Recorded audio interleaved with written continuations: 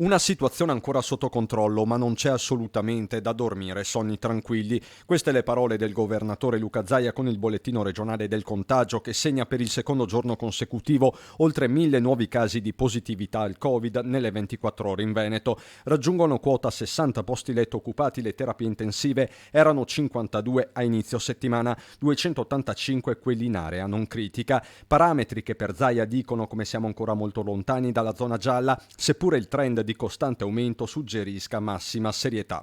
Gli fa eco da Treviso, dove si trova per parlare di case di riposo l'assessore alla sanità Lanzarin. Assolutamente la situazione ci sta preoccupando, insomma aver sforato per 2 giorni 1000 positivi al giorno vuol dire che il virus circola. Sorvegliate speciali tornano le RSA, anche se va sottolineato quasi tutti gli ospiti hanno ricevuto la terza dose. È chiaro che queste strutture vanno protette e vanno messe in campo delle misure che possono essere anche quelle più che della chiusura, di un contenimento delle presenze e di far sì che anche le visite avvengano in ambienti, diciamo così, neutri, in modo da evitare anche situazioni di questo tipo. E questo mentre la macchina regionale si prepara a somministrare la cosiddetta dose booster a una platea potenziale di milioni di veneti. È arrivata ieri sera la nuova circolare dal 1° dicembre, quindi sempre su base volontaria si può fare la terza dose dal chi ha più di 40 anni in su, sempre con i 2 vaccini a RNA, Pfizer e Moderna, dopo che sono trascorsi 6 mesi. Vaccini che accanto alle misure di precauzione restano delle stelle polari anche per Zaia. In caso contrario, dice il presidente,